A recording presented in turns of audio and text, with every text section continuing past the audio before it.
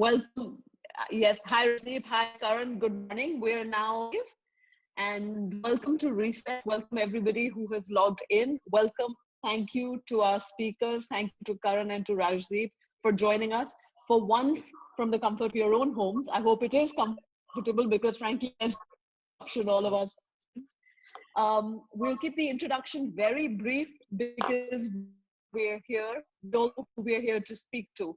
Just a quick heads up that every Wednesday, HarperCollins and Algebra will present Reset here live on Zoom. A host of conversations emerging from our present unprecedented catastrophic global moment and all the various implications, some of which are evident to us, some of which are not.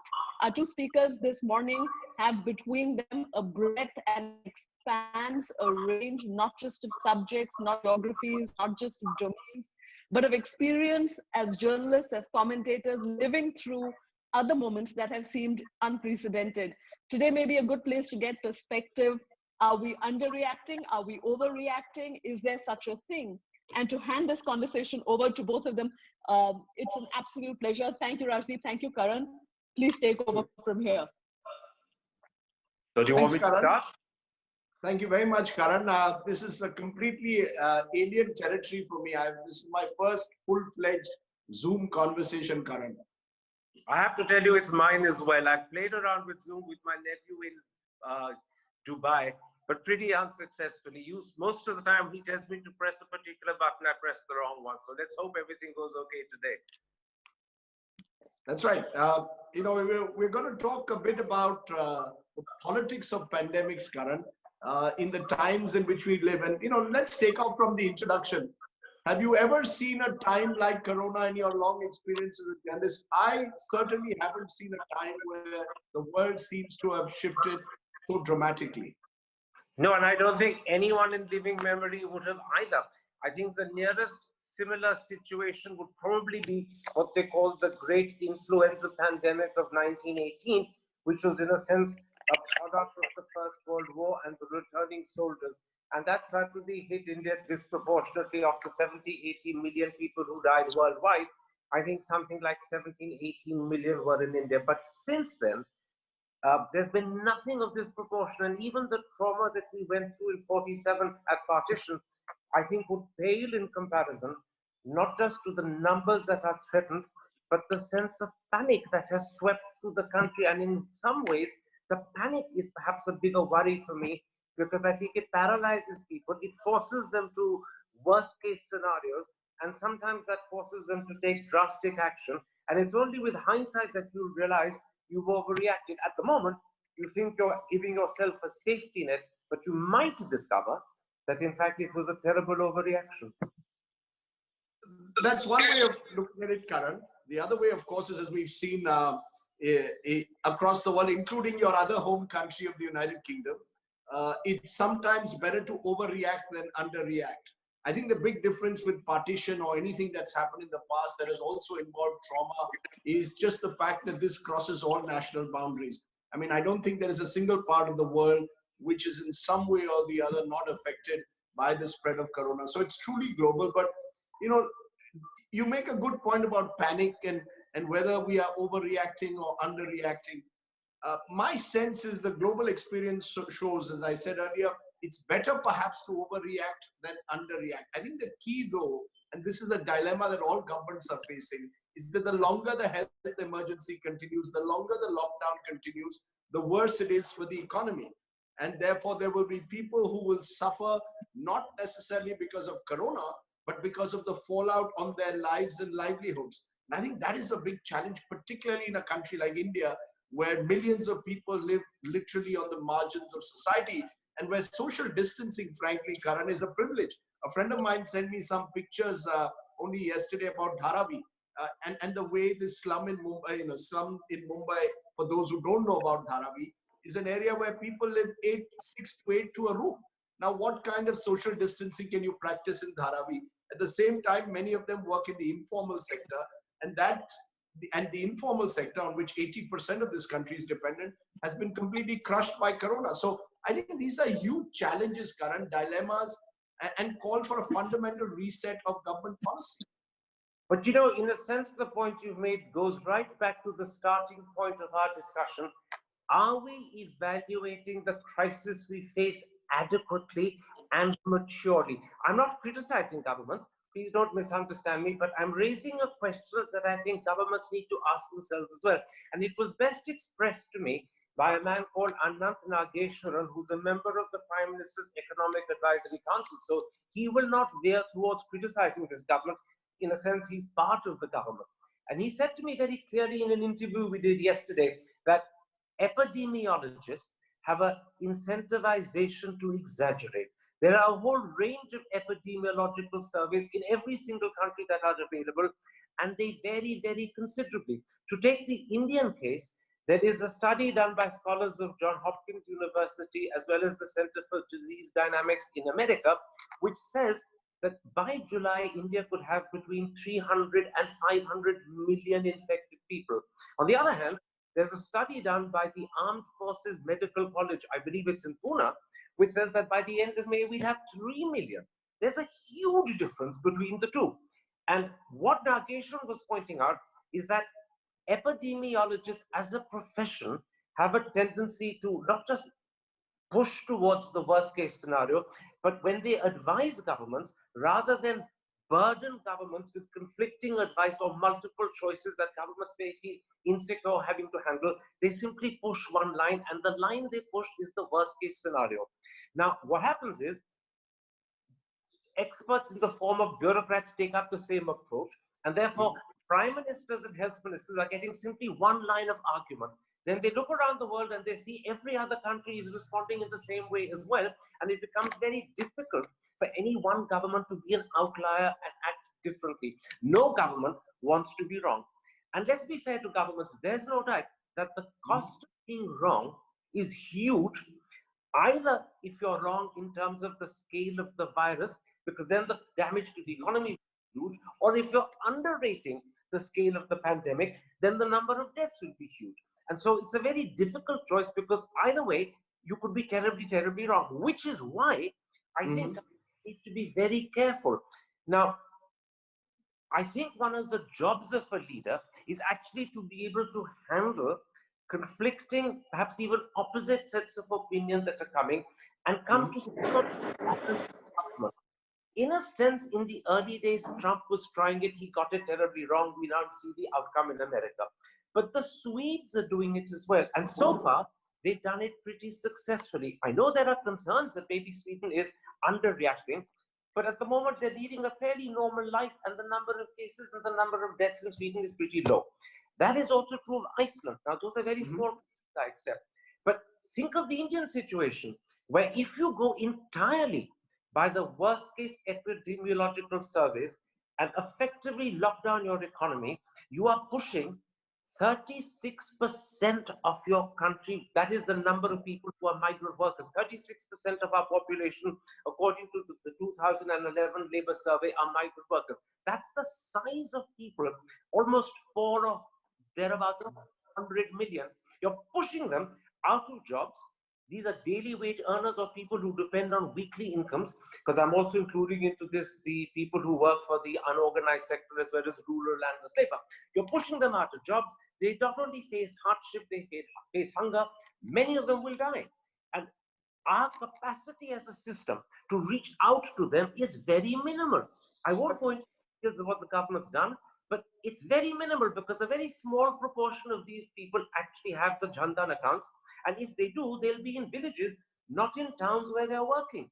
So you have to, when the government, the Indian government has to decide between the two options, how it goes, and you have to balance it carefully. You know, these are difficult choices. You know, when you put those two figures, a John Hopkins figure and an AFMC figure, and describe the variation, the fact is we are in uncertain, uncharted territory. There is no one standard formula that works at the moment beyond saying that social distancing is necessary.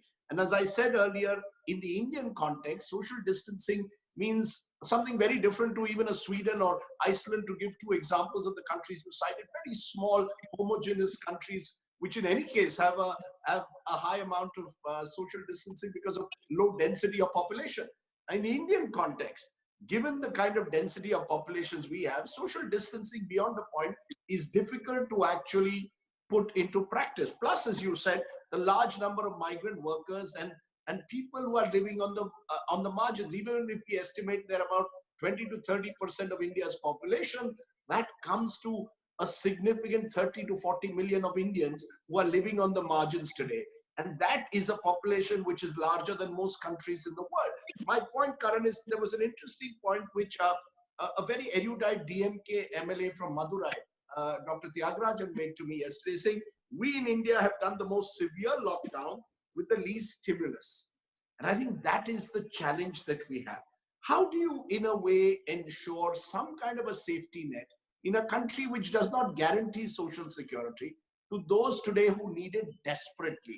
And achieving that balance is going to be difficult because no government, Karan, and I've been speaking to a number of ministers in states, and I think we need to realize that in a way, this challenge is not so much about what happens in the center, but in states. And many of the chief ministers appear extremely reluctant to withdraw from the lockdown or suggest that we are easing the lockdown for fear. It's an apprehension, a fear that if we lift the lockdown, and God forbid, if the numbers rise tomorrow, we will be blamed. This is a catastrophe. In a democracy, that's the challenge. An authoritarian regime like China, where it started, can easily make can make those choices a little more easily. A country like India, with democratic pulls and pressures, let's take Kerala, for example. There's an election there in less than a year, and therefore the chief minister has to weigh his options a little bit more carefully. So you have, in a democratic system, the choices that you have to make at times like this become that much more difficult. Do I push ahead with a severe lockdown? What will be its economic cost? And in India at the moment, Karan, my sense is the lockdown is necessary, but it desperately needs an economic package far greater than what we've got at the moment. Because unless you do that, people will really start to hurt. It's not about food. I don't think it's about hunger. It's about livelihoods. I think that really is the Indian challenge. And I don't think, therefore, we can emulate models of the Western world and say, look, the West is doing a severe lockdown. We're going to do likewise in this country. I think we're going to have to find an Indian way of managing Corona, irrespective of which figure turns out to be right, the John Hopkins figure or the AFMC. There has to be an Indian way of managing the lockdown that provides a sense of insulation to those who are hurting the most. And I still feel that we have a long way to go in that. Some states have begun that, and I think Kerala again is a good model. I think they've been ahead of the curve in realizing that you've got to push on social spending and ensure that people get the rations they need, that they are in a way protected from the economic fallout of Corona. So it's a very interesting challenge. And I'd like to know from you whether you believe that a democratic society, in a sense, will find it much more difficult to confront the Corona challenge than authoritarian regimes like, let's say, China, or smaller, more homogeneous societies like Taiwan, which has been successful, South Korea, or dare I say Singapore, which is much more disciplined. I'll answer that question for you, but I want to go back to an issue that you raised earlier because I think it's fundamentally important to us in India. And that is the question not of choice, but once you've committed yourself to a lockdown, and I accept that the lockdown was inevitable, but I think it was done without adequate preparation, and more importantly, it was probably done without adequate notification. South Africa is a more or less similar situation like us. They declared a nationwide lockdown with, I believe, 72 hours notice so that people could be prepared for it. We declared it with 3 hours notice. More importantly, something the government cannot have but known is the number of people who would be unable to provide for themselves once the lockdown began. And once again, I repeat that figure from the Labour survey of 2011 because it's a government survey. 36% of our entire population is migrant labor, and they are mainly in the big cities. So it would have been quite clear to the government that this is a sizable proportion, touching probably 400 million, who would be left in cities without income, without food, And by the way, remember, these are people who, because they're migrant labor, don't run their own kitchens. They eat in small dhabas. So when those dhabas shut down, there's nowhere to go with their money. They would have to leave. And look what the government did as a package for them. Let's just take the example of rural landless labor alongside people who become unemployed from the unorganized sector alongside daily wage workers. Just these three. What is it that the finance minister has done for them to provide a safety net? As far as I can tell, it's just two things. She's increased the NREGA rate, but frankly, NREGA work is not going to happen in a lockdown. Many states were actually giving more. And as Jean Drez pointed out, part of the increase is the annual built-in increase. So it's not even a special increase. But because NREGA work isn't happening, it's a meaningless increase. And the second way these people benefit is because some of these three categories will undoubtedly have wives with Jan Dhan accounts, and they will get 500 rupees a month, which is not a great sum of money for 3 months. But those wives with their accounts will be in villages. So that provides a very, very slender safety net for wives and children, but not for the men. And it's this absence of notification plus an imperfect, if even that is an adequate word, safety net to help them once you've gone ahead with the lockdown, that makes me feel that this was not properly thought through. Now, I can't see why a government that is so aware of the particular challenges India poses would not have thought this through. And let me just finish and then you come. And it worries me because this is one way in which, in fact, a democracy is able to focus government's attention on the most needy. Remember, Amartya Sen has argued that in a democracy, handling famine is better because information flows and correction happens. And that logic ought to apply even to handling coronavirus. Obviously, enforcing a lockdown in a country like India or America or Britain will be a lot more difficult because we cherish the right to personal choice and liberty in a way in which Chinese don't. They're not used to it. They've been denied it for so long, they don't question when it is denied to them. But beyond that, because of the democracy, I would have thought our system would have borne in mind the challenges the people faced and catered for it. And it's not a question of stimulus. That I think will probably come later, and that will be directed at industry. I think this is provision of safety net, and that has not been done. And that's why I think, as a democracy, we're failing the very people who are elected our government. All fine points, Karan. In fact, I should correct myself. You rightly said it's not 30 million, 300 million. It's about 25-30% of India's population that lives on the margins. Again, to quote Dr. Tyagarajan, the DMK MLA, he made a good point. Most states today have the data of how many migrant workers exist within a particular district. At the district level, data can be got. What is the level of hospitalization that is taking place? So you know the extent in a particular district of the level of to which coronavirus has spread. Remember, there are 724 districts in the country, but around 62 other ones which as of now are badly affected. So that's less than a 10. Could one model be that on the health side, you focus almost exclusively or certainly extensively on the districts that are worst off, and you find a safety net for all Indians who are living on the margins? I think what any package needs is not to make those fine distinctions that were made. I'm giving you 20 rupees more for Manrega. I'm going to give a little bit here for construction workers. There should have been a blanket giveaway. And I think one of the strengths of the Modi government was the so-called JAM Trinity, Jan Dhan, Aadhaar, Mobile.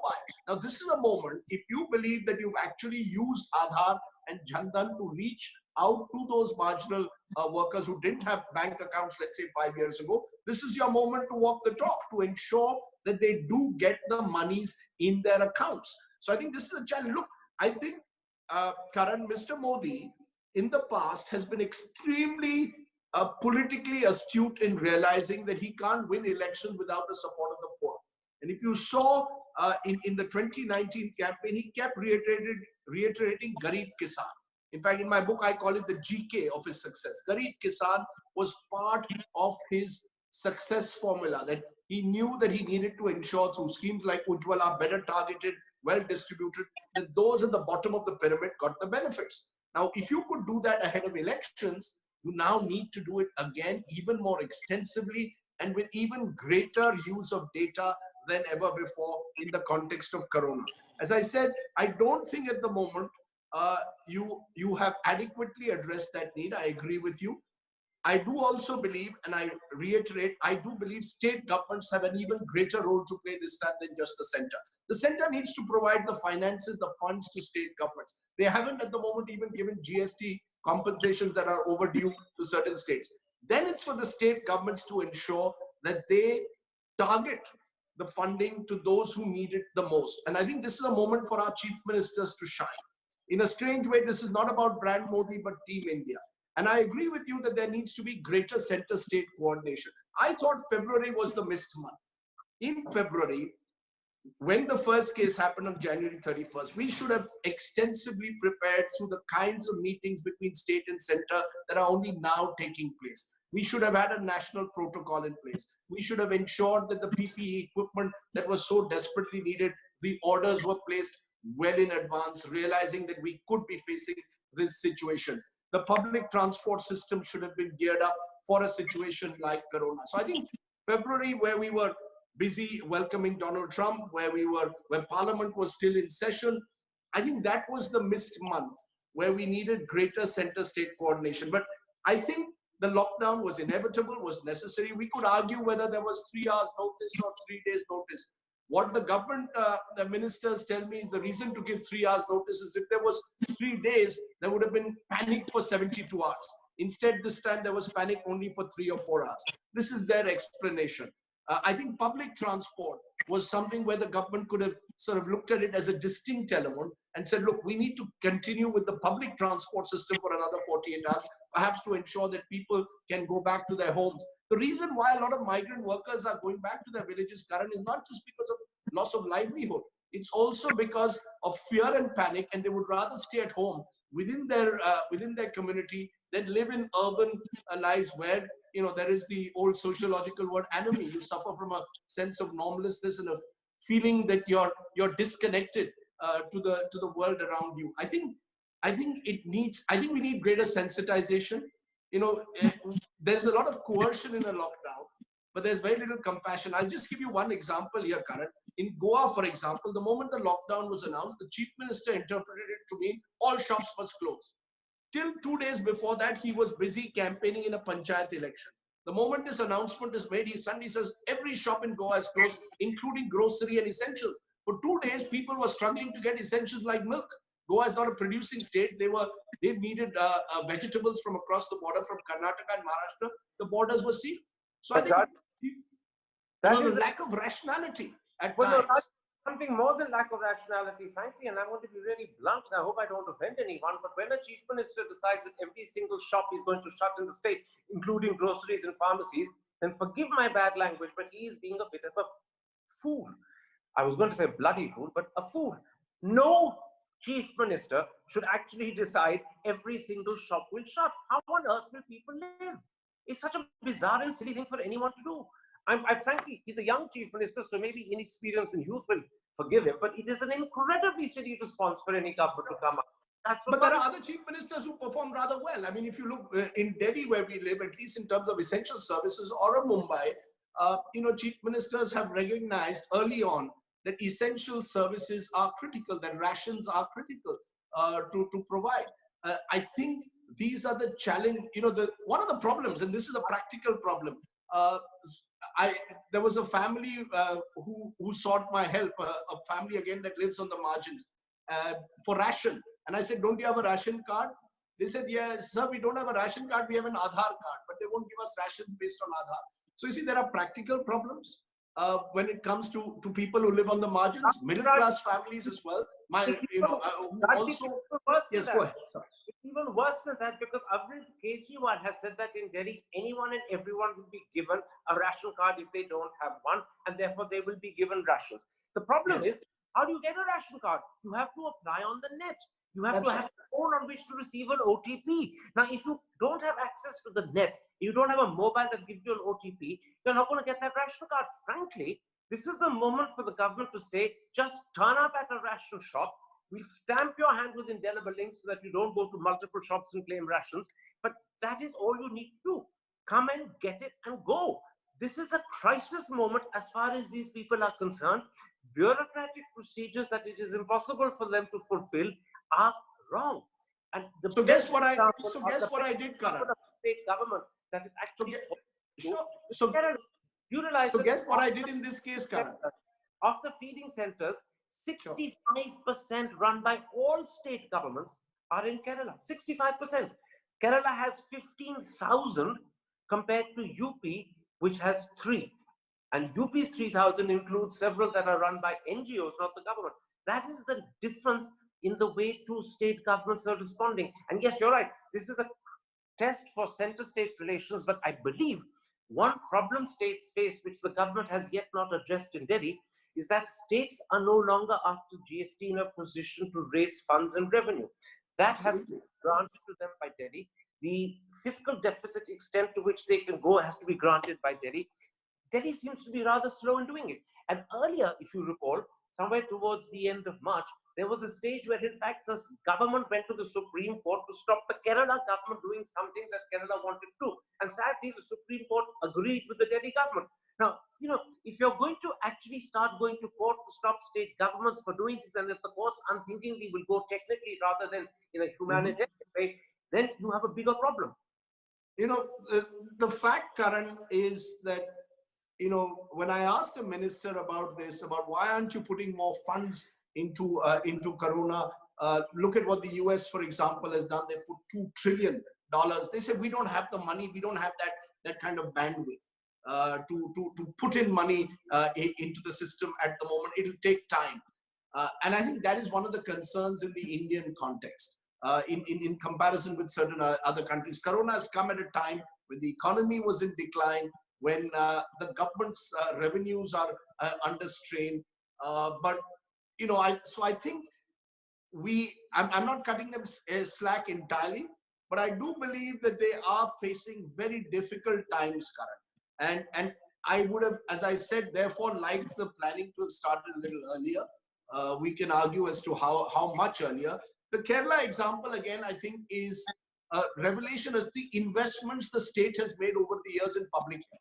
You speak to politicians from Kerala and they seem so much more involved in public health systems than the politicians of the so-called Bimaru states. The Bihar, Madhya Pradesh, Rajasthan, Uttar Pradesh, who've been left behind over the years. So Kerala's local public health services are standing the state in good stead. Now people ask me, but look at the number of coronavirus cases are much higher in Kerala than in North India. The reason for that is very simple. The reason is Kerala's testing more. Kerala's been testing earlier. It's been testing more.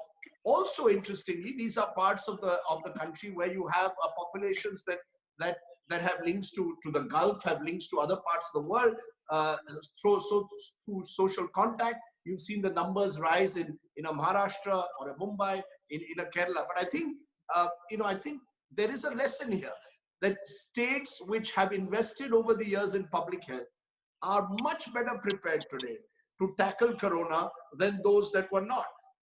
Having said that, I do believe that therefore this is a wake-up call, for these states to gear themselves up to medical preparedness. I'm glad to see that many states are now finally talking about not just COVID hospitals, but just building more hospitals with more beds. When was the last time, Karan, health was ever a political issue in that sense, that people that the politician or the elected representatives went to the people and said, we'll build more hospitals.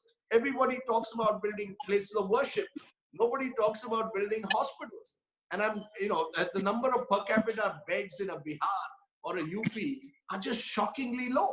And in comparison, there is also a deepening divide between states, Karan, between certain states that seem to be in a far better position to handle a pandemic than other states which over the years have spent far too much time in their caste community battles, in investing in the wrong areas. I just don't know why people invest in statues. Do we really need a grand statue of Shivaji or a Sardar Patel? So much better to have a Sardar Patel hospital, which is a world-class hospital, or a Shivaji hospital, which is world-class. We need to reorder priorities, I think. And I think this pandemic is a wake-up call in that sense. Well, I hope so, but I have a horrible feeling that as soon as we feel that we've actually got over the worst, and let's hope that happens soon rather than late, although there's no guarantee when it'll happen, that we will go back to our bad ways of thinking. We're a country where politicians have been allowed to get away with not just sloppy thinking, but actual disregard for fundamental concerns. Building a Shivaji statue, building a statue to Sardar Patel, spending 3 or 4 thousand crore rupees behind it is, to my mind, sloppy thinking. But actually ignoring education and health is taking the wrong decisions for your people. It's ensuring that you do not have a population that will ever be in a position to compete. And that's a problem that's continued from 47 onwards. So would you, for example, Karan, renovate the central vista of Parliament for 20,000 crores? Should that project now be put completely on the back burner? I wouldn't have done it anyway, because I think there's a lot to be said for preserving iconic historic buildings and renovating them so that they continue to be of use. Look, the British Houses of Parliament must be 700 to 800 years old. At the very best of time, the House of Commons cannot take more than 300 or 400 people. Their total membership is 650. And their answer is a very simple one. Very, very rarely is Parliament chock-a-block full. But on the odd occasion when it isn't, people are standing, that actually adds to the atmosphere, adds to the sense of urgency. Let them stand for those half an hour, 40 minutes debates. For the rest of the time, Parliament is not full. We need to find ways of adapting around the need to change the buildings we inherited from the British, not destroy them, do away with architectural heritage, and try and create a new Indraprasth because somehow the Modi government believes this will be its gift to India.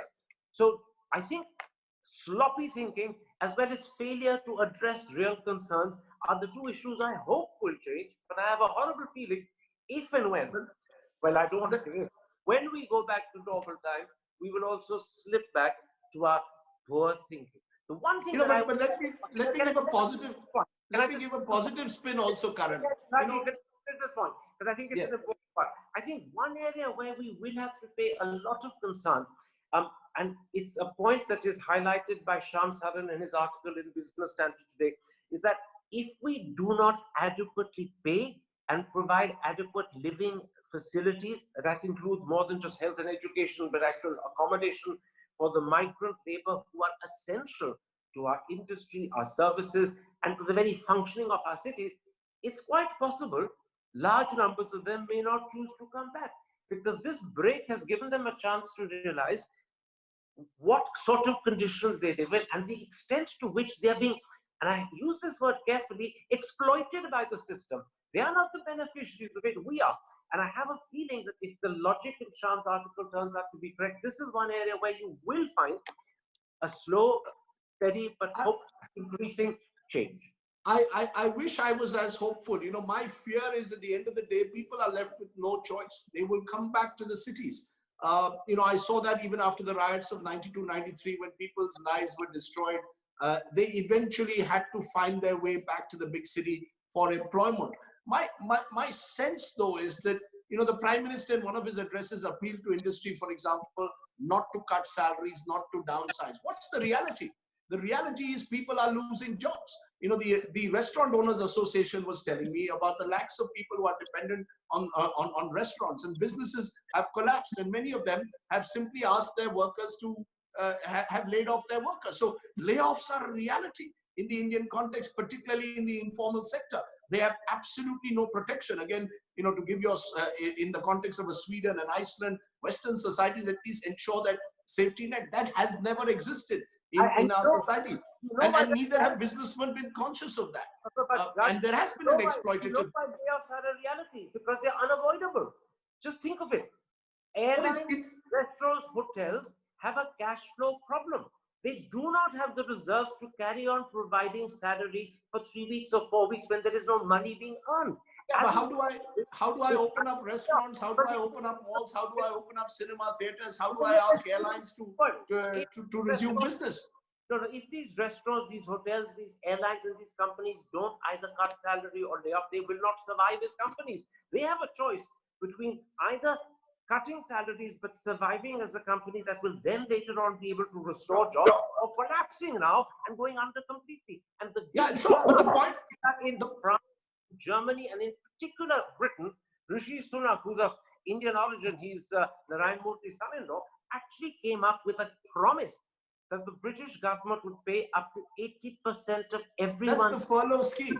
Incentivize employers and entrepreneurs not to sack. We certainly can't afford to do anything of that scale.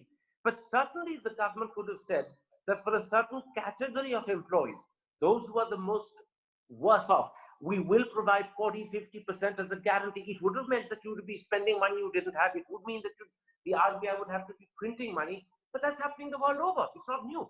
Sure. You know, there are the likes of Arvind Subramaniam who are calling for a national solidarity fund, getting the people, the rich in a sense, or those who can afford it to pay more for such a fund. You know, these are ideas, but the real world is very different. I think we need to make that distinction between an ideal world and the real world which is out there. The real world is extremely harsh and exploitative, and it's been so for the longest possible time. So those who live on the margins will continue to suffer. But let me give you a positive story, Karan, because we've been looking at the negative. The positive story is the so-called Bhilwara model, which a number of states are now adopting or embracing or certainly looking at. When in Bhilwara, there was a corona outbreak 10 days ago, the government there got its entire machinery together, went house to house, complete lockdown. But within a week, we've seen a flattening of the curve there in Bhilwara. Now, of course, this is one district of the country, but the manner in which the Rajasthan government, along with the bureaucracy, and I think if you have strong DMs, district collectors working on the ground for a particular purpose, it's possible to have a controlled lockdown for a very specified period, because the initial outbreak was caused by social contact, and thereby ensure that it doesn't spread into the community. Now, could we embrace this Bhilwara model across the country? It's a possibility. But again, I think it requires a great commitment from local officers, from the last mile delivery. I keep maintaining, Karan, I don't think Corona can be fought with a highly centralized approach. I think for much too long, you know, we've had highly centralized decision making in this country, and this predates even Mr. Modi. But in the Modi era, it's, you know, when you've had demonetization, for example, decisions are taken without taking states or local authorities into confidence. And I think this is a moment to do so. You decide on a 9-minute diya jalao. You know, we can have our own debate whether symbolism works or not. But at the end of the day, power ministers need to be consulted. They are the ones who are going to have to work to ensure that the grid doesn't trip. So I think major decisions during this Corona period need to have a new style of leadership that's much more consensual, that's based on collaboration, not about building personality cults. So it's a challenge. You know, it's, as I said, from brand Modi to Team India, it's a huge challenge to order a reset in the way we think. Bhilwara is an example. If you focus on localized control of the outbreak, maybe it can work. And you need to have stakeholders. You need to involve all the stakeholders. You need to involve the best experts in the medical field. And you know, for example, a Mumbai senior official, Karan, was telling me that they wanted to push much earlier to give permission for testing to private labs. For the longest time, in those few days, ICMR, which is the nodal body, sat on it. And bureaucrats in the ICMR or doctors here had a very different view to those on the ground. And there was no meeting point for days. And according to him, they lost valuable days. Now, you need rapid response.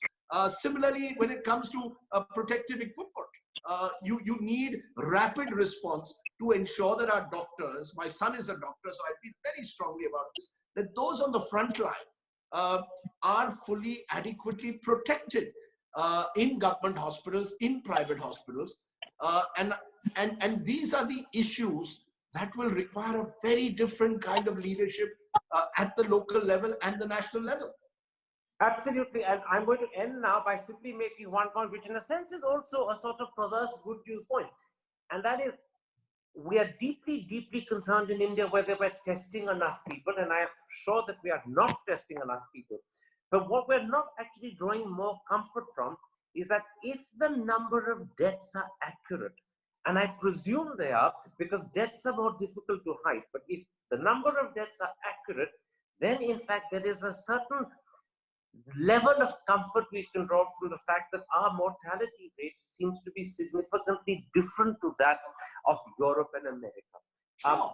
I think all hinges on whether we're actually accounting for all those people who died of COVID, or whether there are some or many who have died of COVID, but we haven't, for whatever reason, recognized those as COVID deaths. That would be worrying. But whilst let me add to that, Karan. it's important to increase the testing and to vastly increase it. Remember, what the increase in testing will do is actually further lower your mortality rate. Because Absolutely. the number of people tested goes up, the proportion that is actually dying becomes smaller. That's simply because the denominator is growing. So I'll end now because I'm going to have to disappear and get on with other things. And it's been a pleasure talking to you. I'm going to give you, you've got to give me 60 seconds. Small linings to this dark, big, black cloud. But you've got to give me my final 60 seconds, Karan. To take off from where you left, this morning my mother, who's all of 75, lives in Mumbai on her own, rings me up to say, should I take a BCG vaccine? So I said, why? She said, when I was young, we didn't have this BCG vaccine inoculation. She'd seen a program where a school, where someone who was in Mumbai with when I was growing up, is now a doctor in Houston, has just done a study that countries which have mass BCG vaccination programs are possibly more capable of resisting coronavirus than countries like the United States, which do not have such mass inoculation programs. And it's very interesting, Karan, that in a way, taking off from what you said, maybe there is something to that. Maybe we are perhaps better prepared in terms of our immunity to take on corona. I hope so. And if you draw what I call the Kanpur line, those on the east of it, in the more poorer states of eastern India, actually fewer cases coming there and much more in the so-called market-driven, outward-looking states of Western India and Southern India. So we don't know. The one issue, Karan, that we didn't discuss, of course, is the tabligis. And remember, it's been contentious. I don't know if you have a view on that. I'll answer that because, alongside the tabligis, but a few days later, was the instance of a gentleman called Suresh who returned from Dubai. Now, with a name like Suresh, I don't have to even tell you what his religion is. He returned from Dubai. He held a party of sorts for some 2,000 people in Morena in Madhya Pradesh to mark his mother's death. It was a sort of wake, I imagine. He and his wife then got infected. Everyone at that party had to be quarantined. 10 or 15 at the party got infected. And now there are reports that 25,000 people that they in turn have made need to be quarantined. And remember, Morena is in a small little village in rural Madhya Pradesh. It's not a place that they have medical infrastructure to handle this. But that's not being talked about at all. I'm not saying that we should politicize either. I'm not saying that we should attach motives and some of the hideous hashtags that went across media channels like Corona Jihad were just reprehensible and disgusting. But what I'm saying is that because of the nature of our society, if we can balance, let's do it. It's not whataboutery, but if you're going to give one example, give another as well. So that's the wrong message. That's Raji. I'm going to have to run for forgiveness. Thanks very much, Karan. Let's just say that let's not communalize corona. The tabligis were irresponsible, but so have several others. And remember one cardinal rule a doctor told me: respect the virus. The virus knows no religion, national or caste boundaries. And that's a message Yogi Adityanath should hear, because remember, just hours after the Prime Minister announced a lockdown, literally, I think something like 10 or 12 hours later, he appeared with 40 officials at the placing of a Ram's statue. And not just did he breach the lockdown, which was by then enforced, but he got 40 officials to breach it with him. And then he had the temerity to deliver a little speech on the need to observe social distancing. He just breached himself, and he then wanted to teach people how to do it. I think that is an example of outright hypocrisy that also must be pointed out. Absolutely. And let's not therefore reduce corona either to event management, or let's not use it as an instrument to divide. This is a collective challenge that must be faced. Karan, it's been great to do our first conversation in a way that we've both done in our lives on Zoom in this manner. But I hope it's been, I found it extremely illuminating, and I hope the viewers also do. The politics of pandemic. I found it great fun, and it was wonderful to be able to see you after such a long time. You look well, you look And we didn't mention and about the thali. I wonder, Karan, did you do the thali or the lighting of diya, or is that not a question to ask? Actually, by the way, I did. I walked out on the veranda on that Sunday afternoon with a bartan or a patila and bagged it away until Chandra came to me and said, "Sari naraz ho jayenge, itna na bajaiye." So I went inside. Excellent. Sagrika and I actually did it as well because our son, we believe, is a doctor. So we were in a way sending out a message to him. He's in Manipal, and we even put it up on Facebook. And suddenly people said, "Oh, you've become a Modi bhakt." So I said, "Look, I've done it because I'm very happy to sort of remember my son this evening." Look, symbolism is important, but I think in the end, as my son put it, just give us better facilities. We don't want your thalis and thalis. We want better facilities in all our hospitals across the country. Doctors have today been told on the front pages of papers that they must use their PPE and their N95 masks for 4 days at a time. They've been told that they have to disinfect them and then leave them out in the open. Quite what leaving them out in the open means, I don't know. But they will have to use their protective gear for 4 or 5 days at a time. That is deeply depressing. And really, this is what our government should be more concerned about, rather than getting us out to do thalis. One last thing, just in case the world got the wrong impression, India did not teach Europe to come out onto their balconies and thank and clap for their health workers. We copied the Italian and the Spaniards. Let's be honest about it. The idea came from them. We may have taken it to another level, but the idea. Well, I'm not sure whether the Italians then carried out processions with their thalis and thalis or burst crackers, but that's another story for another day. As at the end of the day, Karan, it's, as I said, a moment for all of us to introspect and perhaps for all of us to reset our lives. Maybe we can do the future of television from our homes rather than in a studio. Absolutely. Thank you very much. Take care, Rajdeep, and remember, green suits you. Yes. Okay. Stay home. Stay safe. You too. Bye-bye. Thank you so much for joining us. I hope that was great. Thanks a lot, Rajdeep. Thank you so much, Karan. And thank you to everyone who joined us. The next session will be with Mr. Sunil Carvajal, who's the chairman of Hero Enterprise. Same time next Wednesday, which is April 15th at 11:30 a.m.